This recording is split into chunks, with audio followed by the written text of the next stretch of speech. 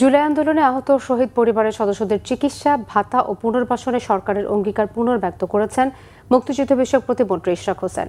রাজধানীর সেগুনবাগিচায় কচিকাচার মেলায় এক আলোচনা সভায় ইশরাক হোসেন বলেন, গেজেটভুক্ত জুলাই যোদ্ধাদের জন্য দেশের সব হাসপাতালে সম্পূর্ণ বিনামূল্যে চিকিৎসা নিশ্চিত করা আইনগতভাবে বাধ্য।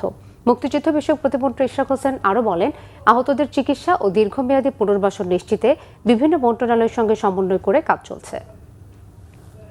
বাংলাদেশ সরকারের আইন হয়েছে, আইন অনুযায়ী জুলাইয়ে যারা আহত, যারা গ্যাজেটভুক্ত, বিশেষ করে গ্যাজেটভুক্ত হয়েছেন তাদেরকেই আমরা জুলাই যোদ্ধা বলে থাকি। তাদের জন্য বাংলাদেশে সম্পূর্ণ বিনামূল্যে চিকিৎসা সব যে কোনো হাসপাতাল দিতে বাধ্য এবং এটাই বাংলাদেশের আইন।